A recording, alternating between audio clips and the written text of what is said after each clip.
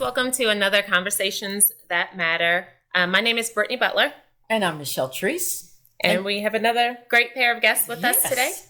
Yes. So we're going to have these folks introduce themselves, and we'll start with you. So I'm Chasity Drew. I work at ETSU State University. I'm the Associate Director for International Enrollment and Services.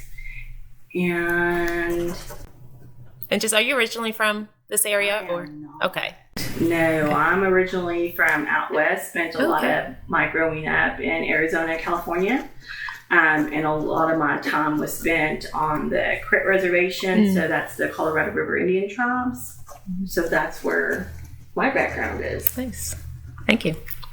Right. Yes. I'm Debi Thibeault. I'm an associate professor at East Tennessee State University in the social work department. And I've been with ETSU since 2015.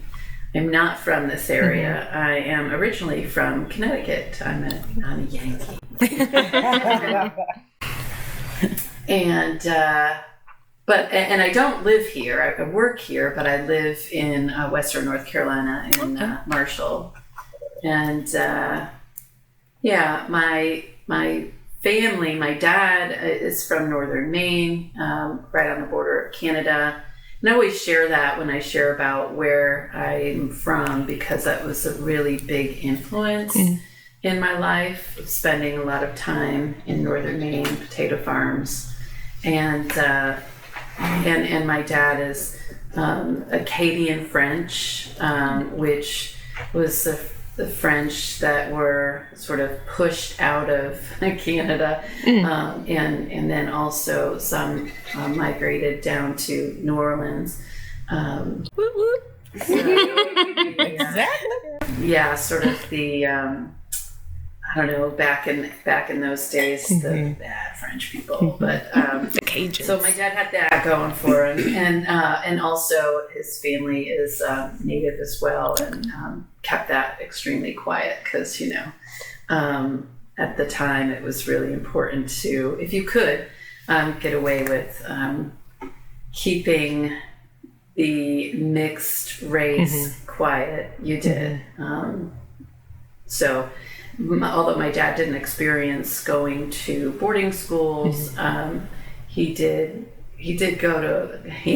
talked a lot about growing up going to a Catholic school during the day, and the nuns beating his wrists for not doing things the way he was supposed to, according to the Catholic beliefs. So that was a big influence for me. And my mom was born and raised in Connecticut. Her grandparents came from Poland in the early 1900s. So this blend of colonizers and non-colonizers growing up in my family. Wow. So I am so not the history person, but I did not realize that in Canada, there was that same kind of thing of y'all got to go in Canada.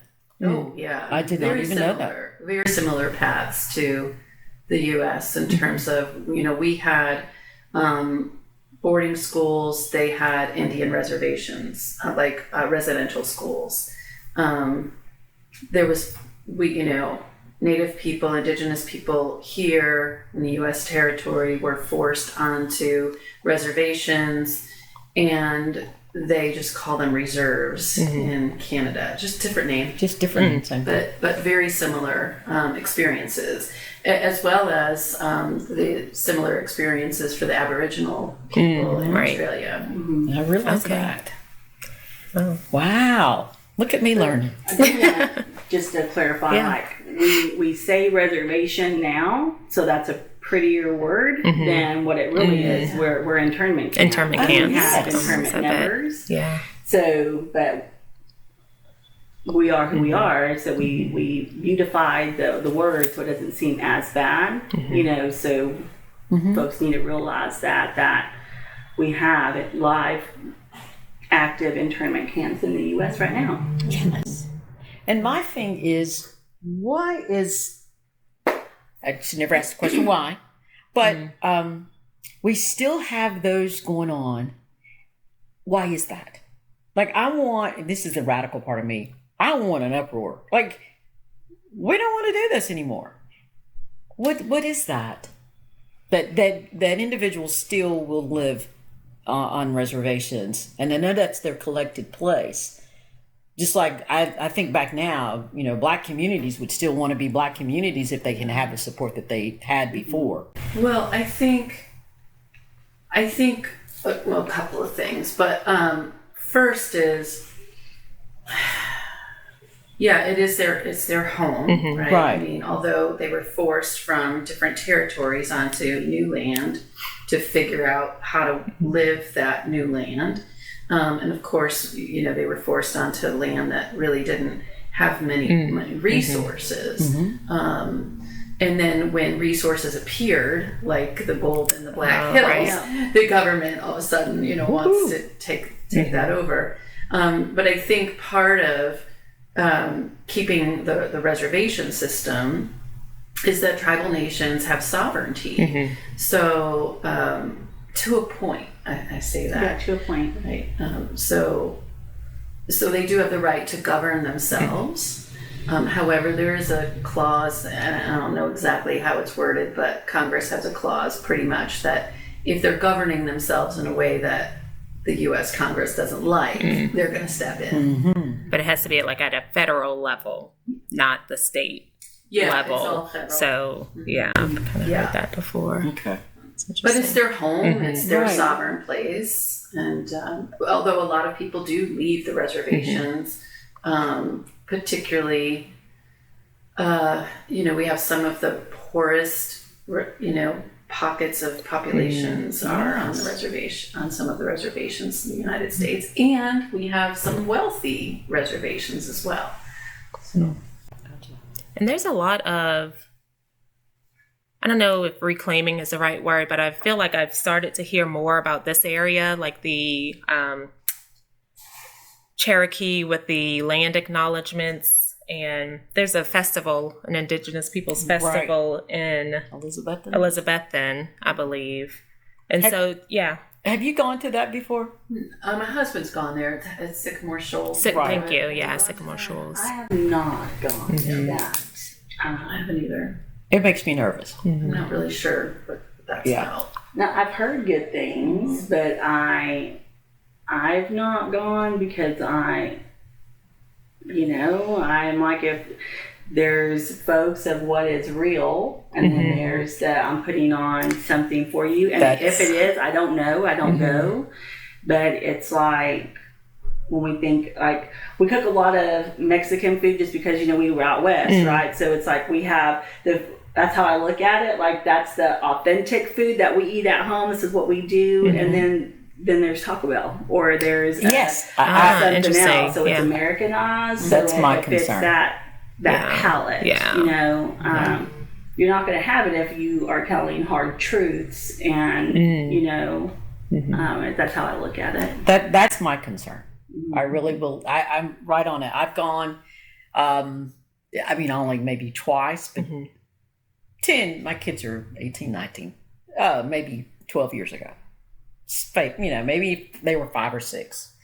And it was just, I thought, well, let's go, culture kind of thing. And I got there and I'm like, wait a minute. Yeah, who's putting it on? Yeah. Who's making money off Yes. it? Is it, and those are the things that I tend to look for. Like my husband and I we like to go to different powwows. We tend to go more, we travel to Canada a lot in the summer to the Mi'kmaq reservations, reserves, which is the lineage of my dad.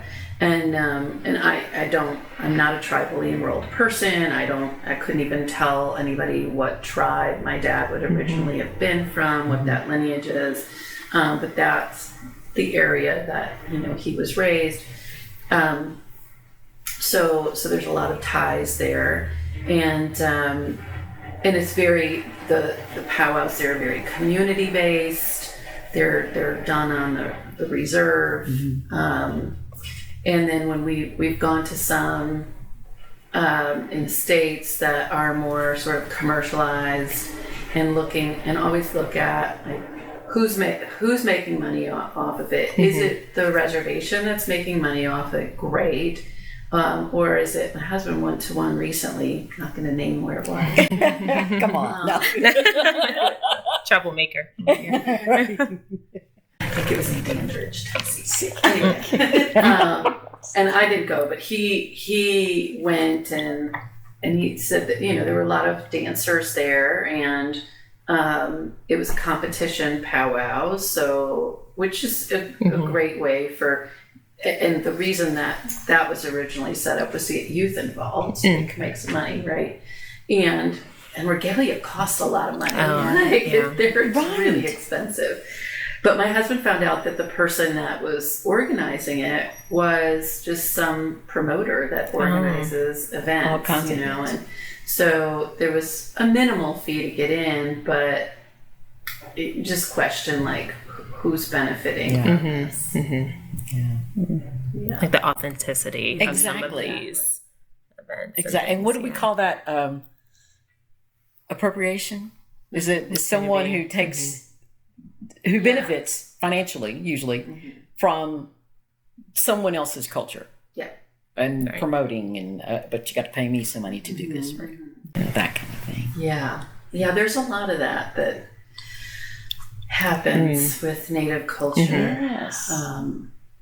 Native the mysticism around Native spirituality, and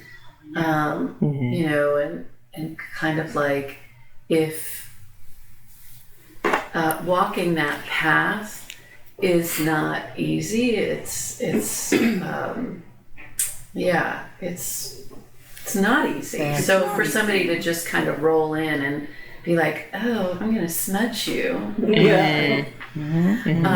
Or my husband and I, we participate in a lot of different Native ceremonies and do sweat lodges, and I tell people all the time, if you have an opportunity to attend a sweat, don't go somewhere that's charging you for it. Right, I've heard that before. Because if it's passed down traditionally, it's really ingrained that we never charge for ceremony. We don't charge people to pray. Right. Right. I've heard that before. And I've never been involved in a sweat lodge. I have friends that have. And it's almost like, to me, it's almost like a religious event. And if I'm not part of that, I'm not gonna step into that. So we were always told that my great grandmother was quarter Cherokee. And when you mentioned lineage, and I had an opportunity to do my ancestry DNA, no Native American information came into, nothing at all. And so is it that, so you did not trace, you said you didn't have a direct lineage from your father to the tribe, I guess. Right. Is it you just don't do that, or you don't know it? Like, how do you know generationally? Yes. I think, and that's a lot about blood quantum, right? I mean, I think partly stories passed down of your family tree.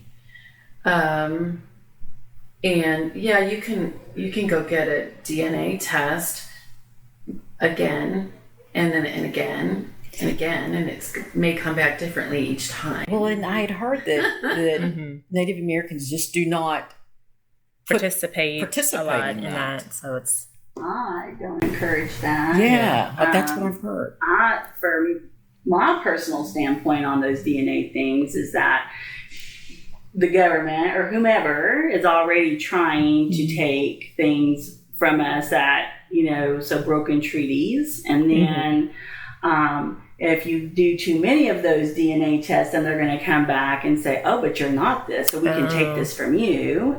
That's how, and maybe it's just me, but that's how I see it. And like a little different from Debi, like from my lineage, I am a tribally enrolled, but what they don't tell you is that I can't claim everybody. I can claim my blood quantum on my card, but I can't say that I'm a member of 3 nations. I have to say I'm only a tribal member of this nation, but I have relations, to the other two. So, and that's... and why is that you can only claim one? Like, I could check a box biracial. I can claim two. Yeah, and I mean, I could claim biracial because I never step away from the fact that my great granddad was Irish. So the Choctaw and the Irish have a really strong connection, and I think that's a beautiful connection. So the Choctaw sent money to the Irish during the potato famine. Yes, we have a monument there, so very beautiful. I never don't step away from that, but. You look at just, we're looking at those demographics, we're othered. I mean, sometimes we have we can check, American Indian or however they have it listed, and I can check something else. But then when you pull that information, and even where we work, even in locally, we're always listed as other. Yeah. Because our numbers are not high enough or whatever. So for me, it's like, why do you need to know then if you're always othering me? Despite the many times that we say something or we email. I mean, I've been marking boxes at some of the healthcare places around here, and I'm like, you have me as other. You don't even have me listed. Then we write a note. Oh, we're going to fix that. We're so sorry. But then I go back 2 months later. Still same thing. Right. No, you didn't. And, the demographic information. So it's like, what's the point? Right. You want to know something. What's it going to do for you? Because it sure as heck is not helping me. Yeah. Yeah. And for me, I always just check that white box because I'm not tribally enrolled. And so... it's this conversation about who can claim in being Indigenous or not, who can claim being Native American, and I think that people can certainly talk about their Indigenous lineage, but to sort of check the Native American box, you have to be tribally enrolled, and I respect that. And I'm certainly, not a person who is going to or wants to try to benefit financially from checking a box. I have seen other people do that, where they're not questioned about whether or not they're in a tribe. They just check the box. Off of that. Yeah, I was wondering how that worked from like a student perspective, because I know when I was in undergrad, there was a student who was on a full scholarship because they had claimed Indigenous, and there's lots of monies out there for scholarships and things specifically for Native peoples. And everyone was like, how are you Native? And he's like, oh, I think I'm 1/8. And like that was enough to get a full ride to college. Yeah, I think there's been some movement over the years. There was a time when institutions weren't checking on tribal enrollment. Like if somebody checked Indigenous or Native, they weren't right. And now there's been movement to check people to make sure that check their blood quantum card to make sure that they actually are. And I don't know, I have mixed feelings about that. Like Chasity talks about, being the only minority group that has to carry a card to prove.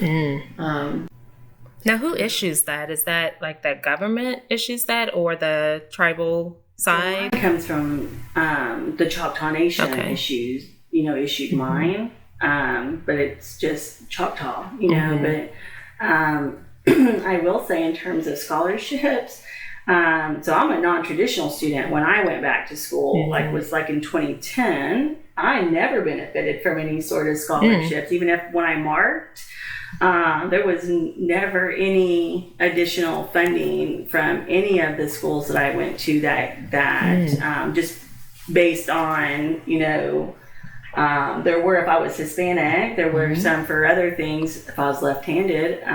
Right. I'm like, I'm almost could can be. do it. I can pretend I am, but nothing for being Indigenous. Like my daughter came out, she went to school here, college, and she didn't receive anything for her being Indigenous. Like there was no, if there's scholarships out there, it's the ones that I've specifically looked at. They are so hard to get. The process is very difficult. It's not easy to apply for those. And then the ones that I did find, which were very few, that would be a full ride, that were like government issued, was like you could apply one time, you either got it or you didn't. Oh, wow. And then if you did, then that was a scholarship that would pay for everything. If you did not get it, then good luck, because you're not going to be able to apply again. Now there are some tribes that will pay, depending on, if the tribe has money to, just send their students, out of state and pay, or in state, where there may be some state level, like discounts, like, sometimes we give border county schools here, the in-state rate instead of in-state, out of state. But there is nothing that I'm aware of that's like fully funded. I mean, our Choctaw Nation does really well in that, like we have a casino, but those monies don't go directly back to us as individuals. So I think that's another mistake that people have, that if we're part of a reservation, we get all this government money and all this. I'm like, where's it at? Because I've never gotten any of it. I mean, we would go to the food pantry. We would get government issued cheeses and all the things. So I'm like, where did that money come from? Because it mysteriously missed our pockets. Wow. But the Choctaw I'm very proud of that we give back to the community. Those funds go back into having programs for our elders, for our children, make sure our culture doesn't die, language resources, transportation, and then they do help fund, some of our kids to go to schools. And, if you're going from high school to college, there's more funding than, say, someone like me who's going for PH.D. But I've always been of the mindset that, and this is just my upbringing, because I grew up different than, like being here, but I will never have somebody tell me that my degree was handed to me because of my race, or that if it wasn't for some sort of handout, that I wouldn't be where I was. So if it wasn't for this or that, you wouldn't be where you are. Everything that I've done on my own with the support of my family, not via some scholarships that are just for Indigenous people. And that's the mindset that I've always given my children, and my daughter will say the same. Like, I did this on my own. I'm an independent woman, and I did this. You gave me nothing, right? So I owe you nothing, right? Right. You sound like you're black, because that is exactly how I feel about things. Exactly, and so it's interesting with that parallel. It really is. Yeah. And I say all the time in my work that I have more in common with my international colleagues and more my international students than I do my American colleagues, because I think that there's just this huge disconnect sometimes, of just cultural. And I'm like, I get along better with you because we're similar, or we have the similar mindsets, It's that lack of, I still see it even today, that lack of diversity in so many spaces. And this is what I've been leaning in on. So over the holidays, you see all these different businesses and places wishing the world, happy holidays, Merry Christmas, that kind of stuff. And it shows their entire staff, and white people here, white. Oh, there's a black man in the back corner. White. And I'm like, do they not see the lack of diversity? Like, when you took that picture, did you not say, there's a bunch of white people in this picture. We need, And I don't think they do. And with that, there's that lack of diversity to even understand different cultures or to even appreciate different cultures. And it's that crazy cycle. We don't have diversity because we don't know diversity. So we ain't going to get diversity because we don't have diversities, because we don't know. And it's going to look that way for years and years unless it changes. And I don't know. I don't know what that's about, but.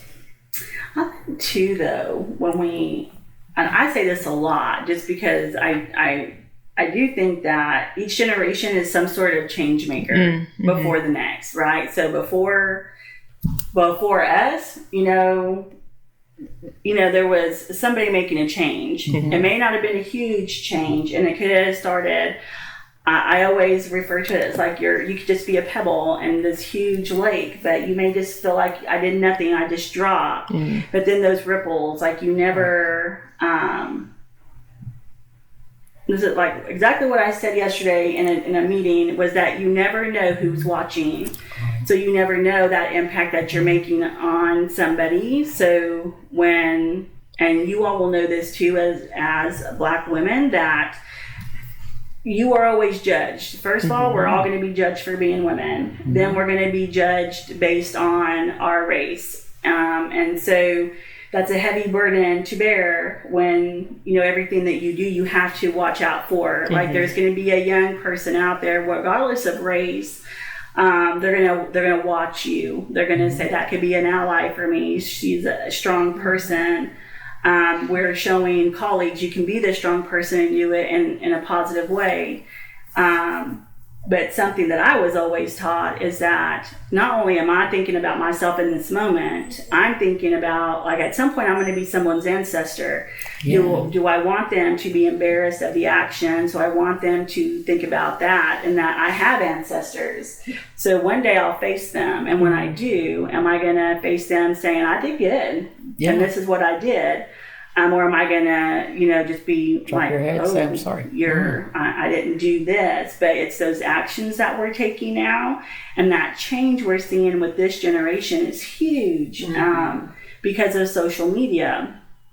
And I think it's like where people were shamed before, like with our hair is so important. I always tell my kids, our hair is so important. Hair is so important.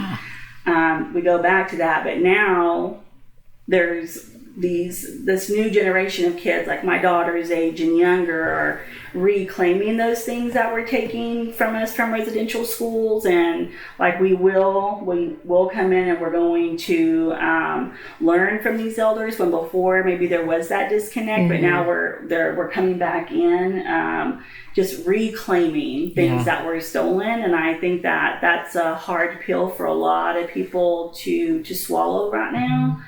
But we're seeing change, and we may not see it here today, but those kids are who we're going to see later, who may not make great change right now, but that is going to be change for our grandkids, for our great grandkids, and we may not be here to see that. But we weren't here to see it when they were, the ancestors who passed before us, who gave us the courage to do what we're doing now, to be the change makers now. I don't feel like we're huge change makers, but we stand for what we think is right, and we make our voices heard when we feel that way. And sometimes I have to come to Debi and say, I'm going to say this, like gloves are off, and I'm going to do it. Like, I'm done. And she'll say, okay, let's talk about that for a second. Which is good, right? And I didn't have Debi all this time. So I felt like, my guides, connected me with her because she's that voice of reason for me sometimes. Because when you feel like you're alone, when you feel like you're burdened by your own, then you can only handle so much before you come to that tipping point where I'm done now. Now you're going to get the authentic mean, that I always call it the ugly, that sits below the surface that you hold back, right? And then Debi's that person for me who says, let's rein that in a little bit. Let's talk about that, and then let's move forward. How can we do better? But like she doesn't realize what a huge change she's been for me. So it's just that one individual that I feel like my answers placed in my path was for a reason. So she's a change for me, but she knows now, but she would never know the change that she made in my life to help me just be, if I can just channel some of her calm. I'm not alone. I have Debi. So when things where I feel like something is not right, then I'm like, oh, and this is it. Now talk me off the ledge. Yeah. Right? Yeah. Because I do sometimes have a wicked temper. And I always say that's the Shoshone and the Irish. My granddad would always say, you got the best of both worlds, and it's the temper. And he was like, but when it goes, it's glorious. Because you're such a small package, and it was such a big thing. That's great. But it's those things, right? So we don't know, sitting here, we don't know who's going to be on the other end of that, seeing that and say, I thought I was the only person here. I took for granted something, or I didn't look at it from this standpoint. So change is happening. It's just not maybe happening the way we, as quickly as we want, or that we're going to see. But that doesn't mean that the change that our ancestors did, we see that now. You know, we see the change that they did with all the civil rights movements, with, you know, bucking the system at those residential schools, and they're telling their stories now. Our elders are telling those stories. You don't think you're making a change, but you've just influenced this whole new generation of kids when you're not silenced now. And it's on these social medias, and it's reaching out. You can't lie to these kids anymore. That's the thing with social media. You can't lie to them, and they're finding out the truths. So I'm like, I'm just going to sit back and watch the show, because at some point they're, you know, I hope I'm around to see it. But when we talk about the reservations and telling those hard truths, they're going to tell those hard truths, but there's going to be other kids who are listening, other folks that are listening that say, we weren't taught that in school. We don't know that. Right. No, that is so true. You might not remember this, but there's, like, for me, there's always more to learn, and there's always a way to do better in terms of having the discussion and things that need to move forward, like you said. But we were actually on a Zoom meeting together for ETSU was doing this 4-week equity sort of thing for faculty and staff. And I was like, oh, this is great. I was ready to be the only Black person in the group of like 20 people, I think, on Zoom. But I remember you said, where's the discussion about international students? Where's the discussion about Indigenous people? And it was like a deer in headlights moment, like, because everything's black and white. Yes. Like when everyone's talking about diversity, it's often like black and white a lot of times. And I was like, oh man, that is true. Like even like for me to realize that it was, okay, diversity, but not going where it needed to go to be more, like the point was to be inclusive. Exactly. And it wasn't even, we weren't even having a discussion about like international students, Indigenous people. And it's like, oh yeah. And the moderator was like, to call people out. Yeah. And we did that this past fall about the Native American. Yeah, I was going to ask. I was going to ask about that too. Yeah. So tell us about calling those people out. Well, you know, we certainly recognize, and I've recognized over the years that ETSU, the campus, really doesn't do much for Native American Heritage Month, or anything for that matter. You're so true. I support you 100% on that. And they do an event earlier in the fall, I think in September, and I forget what they call it, Native American Heritage Day. And there's a group of people that have been doing this for years. They come out every year for the day from Cherokee, and they teach about the different powwow dances. So they have like one person doing each type of dance, and then they do some music and some storytelling, and they have a few vendors, and it's okay. But it's kind of a demonstration rather than getting people involved in participating, so people can just observe rather than participate. And for me,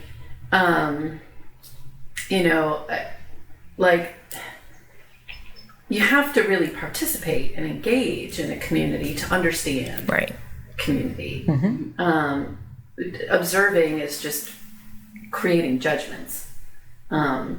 So for example, my husband shares this great story about he was participating in a ceremony in this like state forest that they were doing it in, and there was a group of people participating in this ceremony, and this group of hikers were walking by, and they stopped and they were watching to see what was going on. And the elder said, "If you want to join us, you can come join us. Otherwise, keep walking." Keep going. Right. So anyway, so we were reached, I think, I'm trying to remember if they reached out to us about Native American Heritage Day, like the very last minute. It was like a week before November, or it was in November. I don't remember. I was out. I was having shoulder surgery, and I was out on medical leave, and I was like, a little late. Right. You know, it's a little late for this conversation. I said. That was talking her off. I sent an email and I had asked about it. Like, what are we doing? And I waited and waited and waited, and there was nothing. And so I sent an email asking, well, what are you doing for this? And well, we don't have anything planned. And I'm like, what? Like, why? Well, we're really busy. Well, so am I. So is she. We're all busy. We're all overloaded, right? Like we all are experiencing a little bit of burnout, you know, not having enough faculty, staff, whatever. But like, for me, I'm like, that's literally your job. Right. You know, like my job is to do this. And for me, that really wasn't an excuse. And that was one of the moments that Debbie talked me off the ledge. So I was like, here we go. But it was like things were done at the very last minute, but not on the best day to do it either. You know, like it's one of those things that if you don't know the history or you're not, you know, talking about the people or anything about it, you're just like, I felt like that was just almost a slap in the face to, we're going to do something, but it'll be rushed. It's almost like the same individuals who came over for, you know, the one day in September, and it happened in the cave, I believe. So I did not attend because that was just my way of like saying, no, I'm not going to participate in this because I don't think it, like the feelings behind it weren't genuine, because if it were genuine, we would have done something way before. You would have involved the people on campus that you know are Indigenous asking about it, and you wouldn't have planned it to be on one of the worst massacres of Indigenous peoples in the U.S. So for that alone, I'm like, I'm not of that tribal nation, but I would have looked into something before I would have said, let me do this on this day. But I think you said something about that as well, but it still happened on that same day. But it's like when you don't know and you don't inform and we're not getting the community involved, then you do sit in judgment. And I was walking through that area during that time, and I did have to listen to that from colleagues that probably sometimes think I'm Hispanic and not Indigenous, and I'm listening to our white students poking fun at, and I'm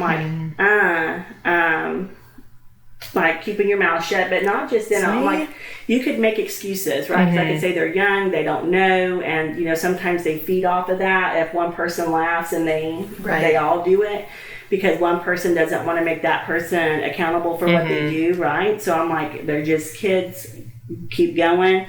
But when I hear adults, colleagues, where I'm like, really, I'll remember that. Like I hold a grudge like no other. It's like that's part of the thing. Like I'm the world champion of grudge holding, I think. But it's going to be those things that I remember later. When you need something or want something from me, I'm going to remember that, and then I'll call it out. You know, I'm too blunt sometimes, and that's not always the best thing, but I'll say, remember on this date, you were standing at this window, and this is what I heard. What you didn't realize is that I was Indigenous, or you didn't see me, but I heard you. And that goes back to, you never know who's watching you or hearing you. And it only would have taken one person. That adult could have said something because they were white. They could have said something to those students and shut that down. Instead, you laughed about it and like, whatever they said. And I'm like, for that alone, I have no respect for you, and I will go out of my way to avoid anything where you're present. And I have. I mean, I've been invited to sit on committees, to join things, and I'm like, that would have been a great opportunity, but I refused because that one individual is sitting there, and I will not put myself in that space.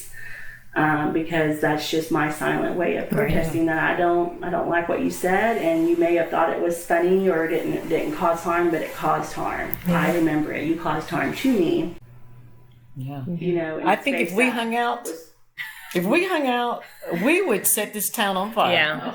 I'm telling you, if you were not right. She's the voice of reason. I feel that same way, and I think if we had more fierce people like that, I mean, I've had to call people out, and I called somebody out 2 days ago about something, and it's because you, Mr. White Man, do not hear what people of color are telling you, and he did something, moved somebody around, and I had to say, you have caused more damage by thinking that you're promoting this person than you will ever realize, because that person was in a position where kids of color could see them and say, wow, I could be that.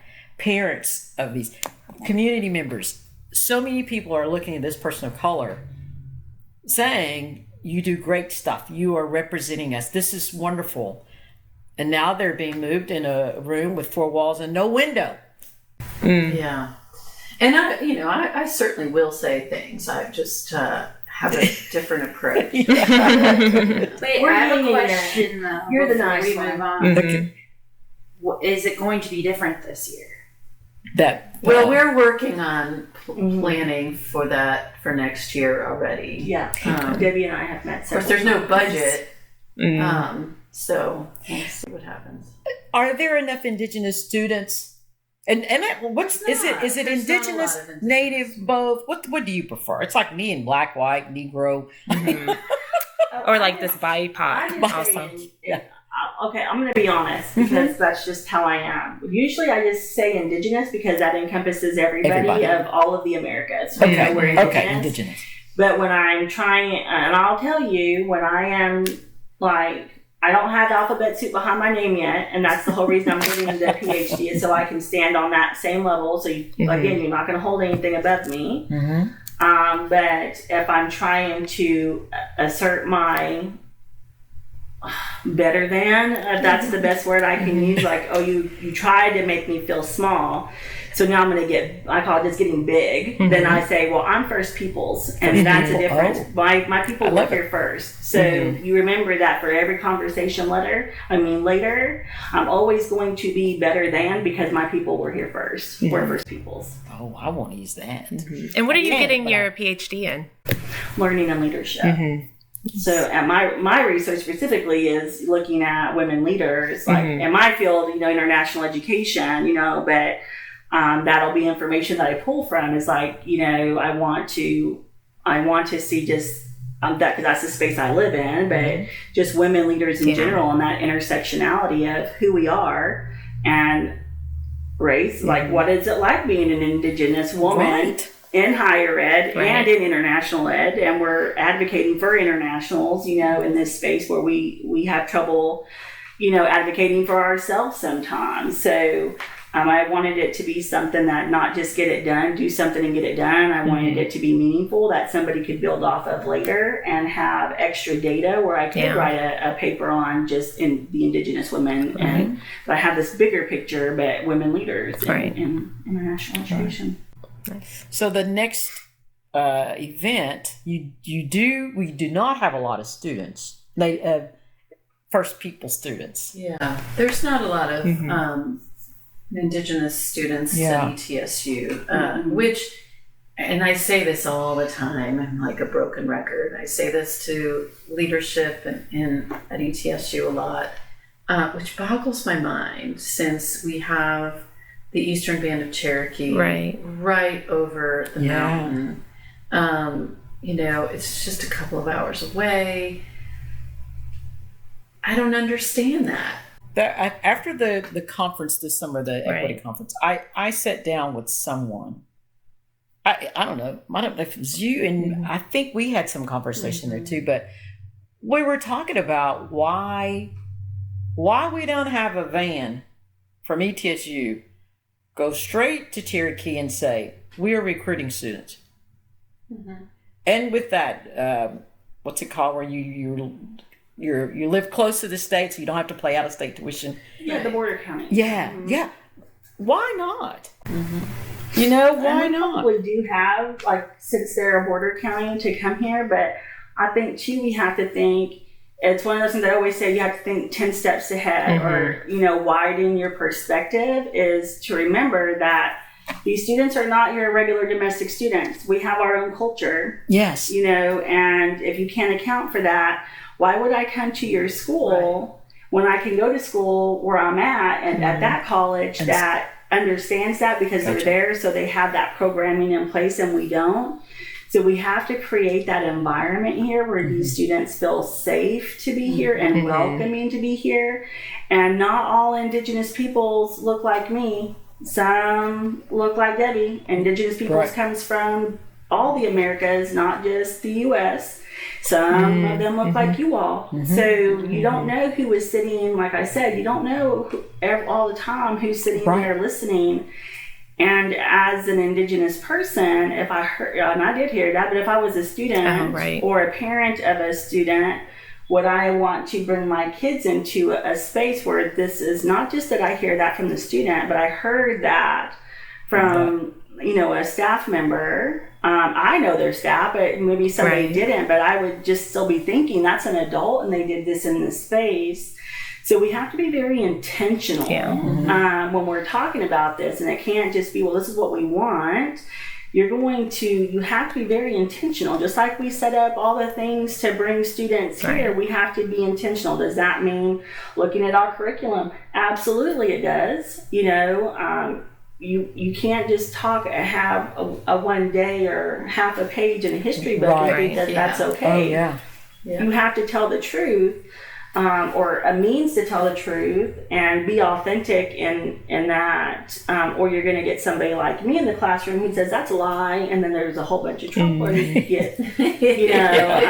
Why aren't you talking about this? Why don't you talk about that? That's not the full story. That's the colonizer's story. So we have to be very intentional of how, if we wanted to bring Indigenous students here and make that part of what we're doing for our university, then we have to be very intentional, and that just isn't on a staff person, that's on academics, the faculty side. And the other thing that comes to mind is that we don't have a lot of, our percentage is very low of how many people are tribally enrolled or check that box, right?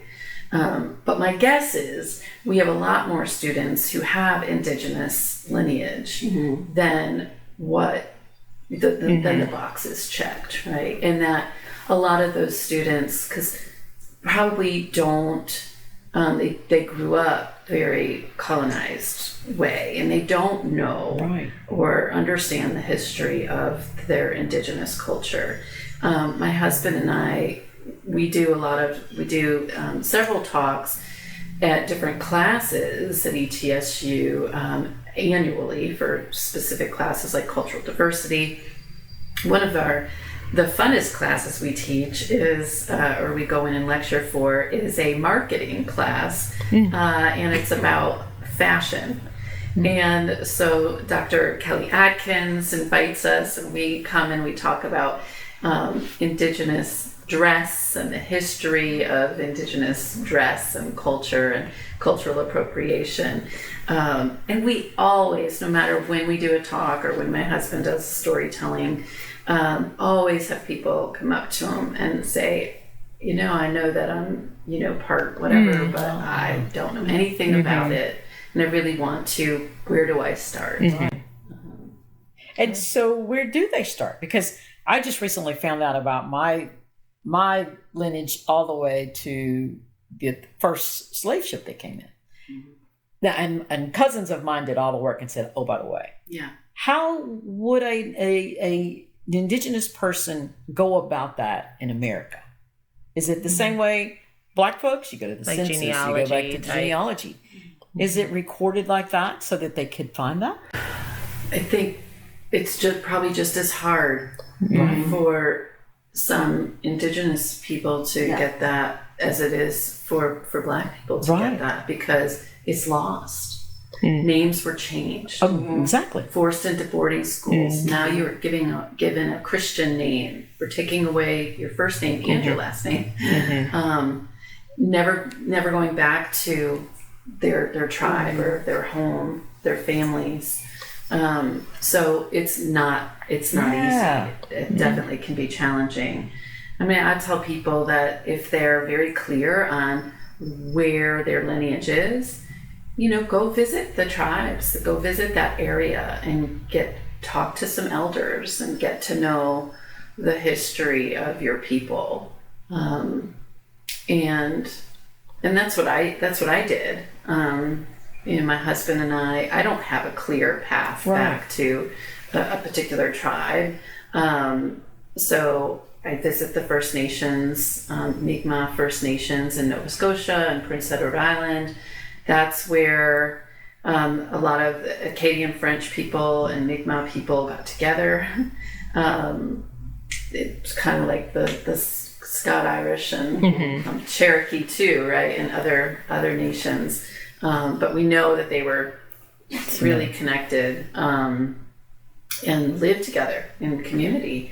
So I go back there and I spend time there and learning about the stories and the culture, and also remember that culture shifts and changes over time. It's I love this story. Like a friend of mine who used to teach first grade, second grade, and she's an Apache woman, and very much looks Indigenous, dark hair, dark skin. And she was talking to her students. She was teaching in Hendersonville, North Carolina, and her students.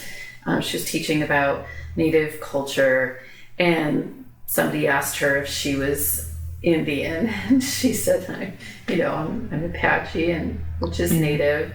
And then another student raised their hand and asked, "Do you live in a teepee?" Yeah. And this like you think people don't change over time, so she's like, "No, I don't live in a teepee. I live in a house just like you do." Right. So you just think about that too. That culture changes over time. There's a term called two-eyed seeing, which was developed by a Indigenous elder out of Cape Breton University, and he and his wife talk about the importance of being able to view everything from out of one eye, from the Indigenous perspective, and everything from the other eye, from the colonized perspective. And what I like about that is that they talk about the importance of not making one right or wrong, but using the strengths of each to make life better. And so how do we, and that's the place where I come from, right? I grew up very blue collar. My dad was a union guy, but I also, in my early 20s, started gravitating and learning about the Indigenous part of my family tree. And my dad knew some of that, and I think he knows more than he ever would shares, because occasionally, as he's getting older and having some Alzheimer's going on, he's saying more, sharing more, that he would really keep to himself, like, because you didn't talk about that. So I come from that place of like really being able to look through both lenses. It's such a beautiful, beautiful story, because I think of being woke, and those two eyes are open. And you go forward now with, in Tennessee, and I'm sure some other southern states, we don't want you to be woke. Meaning, we want you to look through this colonizer eye, and that's all you get to see, because this other eye is causing some havoc here, and we don't want that. But I love that, because it's exactly, I live every day like that. I have to walk in the colonizer eye, because I have to wear it. And well, after I got tenure, I quit wearing my hair a certain way, but when I was early teaching, I had what I call the white girl hairdo. And permed up and curly like everybody else's. And then when I got tenure, I'm like, no more of that. This is my natural hair. I'm going to be wearing it. And see, things change. Just like y'all said, things change over time. My mom had a fit when I stopped getting my hair straightened. Yeah, my mom she's too. like, that's not professional. My mom, it must be the same person. My mom's like, her first words. She said, because it was short and I was just starting, and she goes, what are they going to say at work? Exactly. And I was like, I got tenure. No. But I was like, Mom, I do not. That's why. Working on it. But that's such a beautiful. It's beautiful but sad, because that part. You have to live in that common place. But I get really upset with that colonizer eye. I do. I get really upset with that. But if I'm going to live here, I've got to follow that and be woke with both. So that's beautiful. Well, I think about too, like how can I use that to move this other piece forward? Like when Chasity calls, like okay, let's. How can you approach this in a way that's not going to get you in trouble, but in a way that's going to move the conversation and move it forward. And there is, I guess, I hate that too, because I don't like playing games. Right. but sometimes you gotta play that game. You gotta play, and I think the beautiful part of that is if you play the game right, those folks who you need to make some adjustments, like that one person who was chiming in with the jokes and not really correcting that. If you play the game right, this person can learn their lesson. And by golly, the next time that comes up, they better be stepping up. They know. I had a meeting not too long ago where somebody, it was a Zoom meeting, luckily. Right, you can turn your camera off. That's what I love about it. I got to turn my camera off. But somebody said something about, I think there's too many chiefs and not enough Indians. And I was just like, Did so you I turned my camera off for a minute, and then after I breathed, and then I turned my camera on, and they actually asked me what I thought about a particular thing, and I said, well, before I answer that, I need to say that what you said was really offensive, and you knew it was going to be offensive because you said, I think this might offend someone, but I'm going to say it anyway. Well, why did you say it? And I just, white man. Yes. And apologetic, but I was like, no, because if you said, I know this is going to be, or this might, why are you even questioning that it might? Right. Yeah. And it's so hard to like say something in the moment. And that was, I know, see, that's where I need to get to, the point I need to get to. This is the old me. And again, when you're tenured and now I'm retired. Yeah, and I'm tenured now too. So so you can see, I had to barter somebody. I know, that's what I'm missing. But there's a way to say it tactfully, you know? Yeah, for sure. And you have to say something. Well, I was in a Zoom meeting once and someone we know said something and I was like, and I know it stabbed him and then he had to try to stab me back. But he's like, he said something and I said, that comment was very privileged and blah, blah, blah. And he's like, well, now wait a minute. And I said, it was still privileged. And that's just what it was. And so own it. Just know you did it and be better. Be better the next time. Don't make that mistake a second time. No. You know. And don't let other people make the mistake you just made. That's that play it forward kind of idea. And this statement I heard was someone asked someone, oh, what do you need in order to get this done? And the guy was like, I just need a bunch of slaves. And I was like, do you really? Because it was like shining, because it was the whole thing. And he was like, I just need a bunch of slaves to get it done. And I was like, did you say something? I did not, because it was like did four I really people. Hear that? Yeah, it was like 4 people on the Zoom, me included. And it was just like, and I can't hide my face either. So I was just like, okay.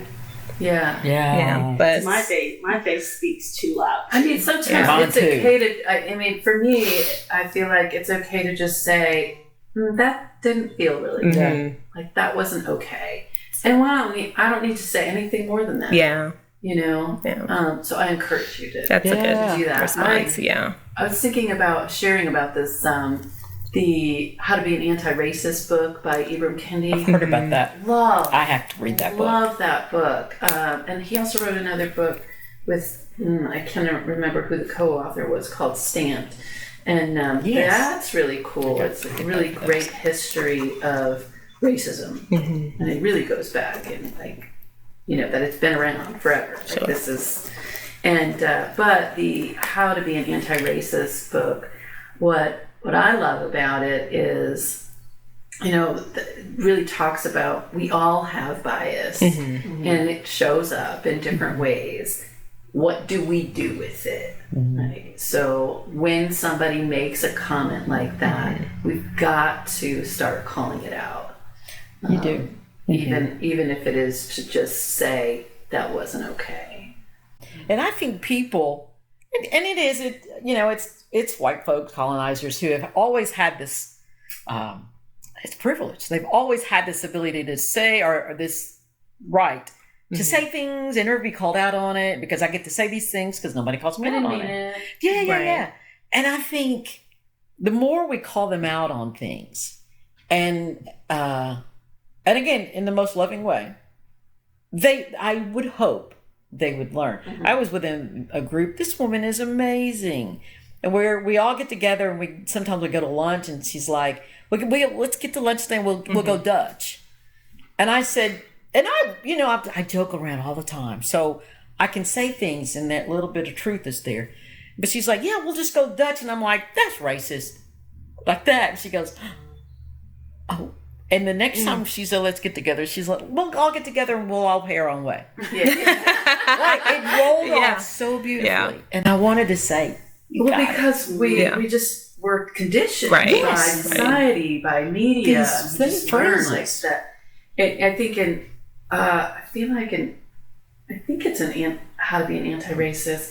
Kendi talks about how everything that's bad is referred to as dark. Oh yes. Oh right. And behind the black ball, and all black sheep, and these sayings that we have, that people don't think about, like where they came from or what they really mean. Never. So we have to, and when we do, sometimes, hopefully, if it's somebody that's receptive, and we're able to say, think about the history of that, then they'll take that and be like, oh. Yeah, I need to not do that anymore. Now, I will use the phrase, and I know I use it just to or maybe just bring awareness, but black sheep versus white sheep, I will say, well, my little brother, he's the white sheep of the family. And people, and I hope they catch, oh, I said black sheep. I love it. Yeah. That's right. White sheep.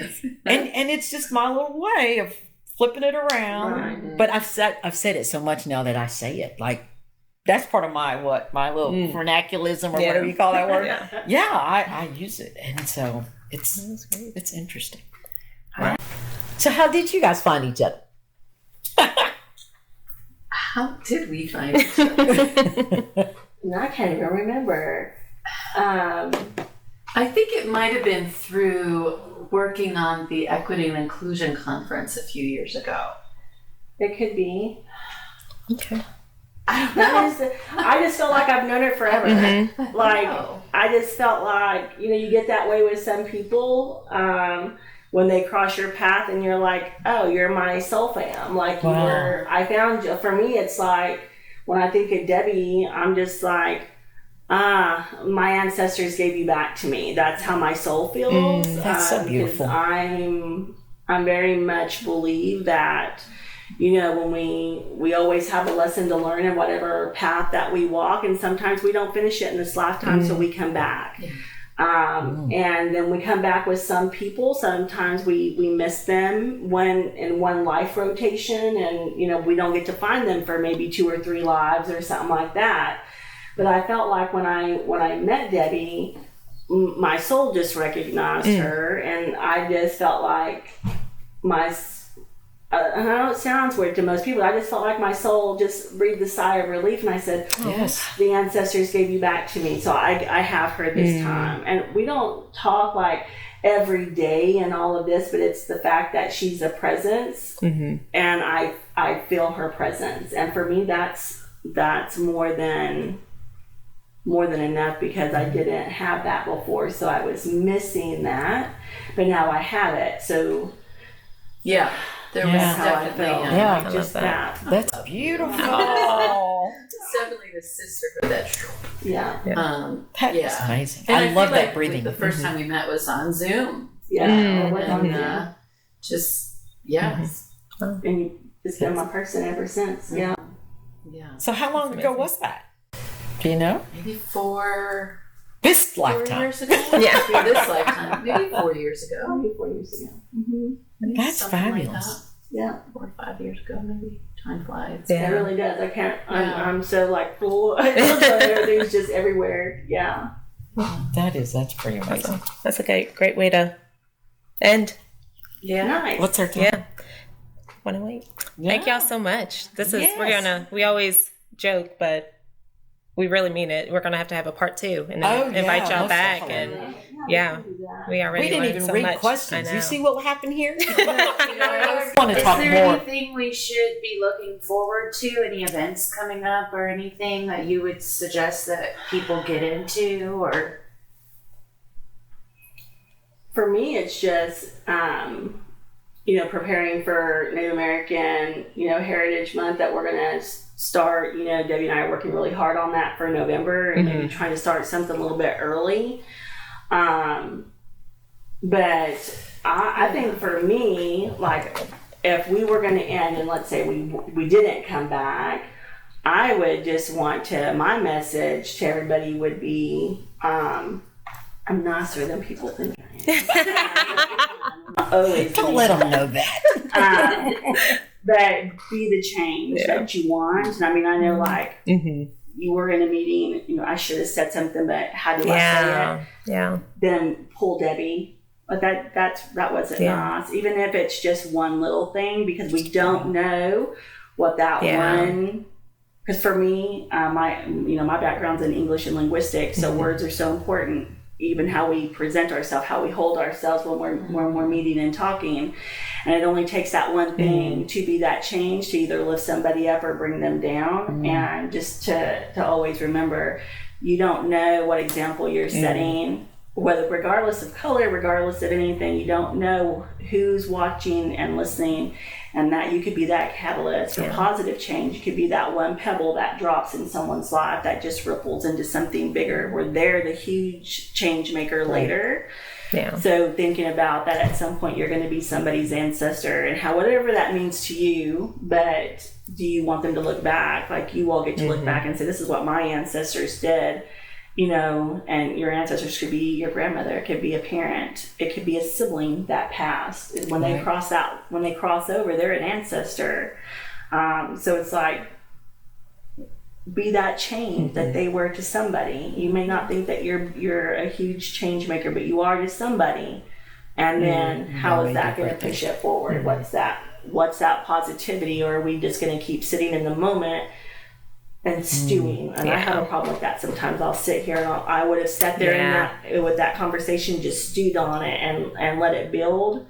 Or do I now say something? You know, and so it's like, so I try to, like in that meeting that you and I were both in, I tried to say something to bring that. It's not easy. I don't like confrontation, but I don't shy away from it, because I think about, like, my grandmother, and she's been passed for a long time, but never be a sheep, you know, because sheep go to slaughter, and that's not who you are. Like, learn, always be aware, listen, and then, but don't ever be a sheep. So we can't all be leaders, but we can also help those people who are learning, up and comings, and what on the right path.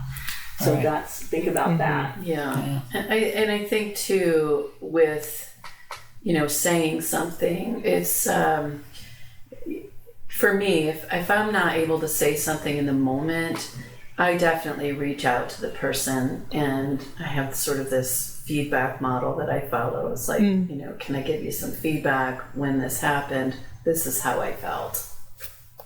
That's great. Yeah, that's good. And I try to do that pretty quickly, because I kind of grew up with in an agency I worked for years ago. They really honed in on using feedback and had this rule of thumb, like, if you don't do it within you know, the week, then it's not that important and you have to let it go. So I try to do that pretty quickly, but sometimes we need time to, like, process and turn the Zoom camera off. Right. This is fabulous. This is very fabulous. We will have you guys back. Definitely have you guys back. Thank you.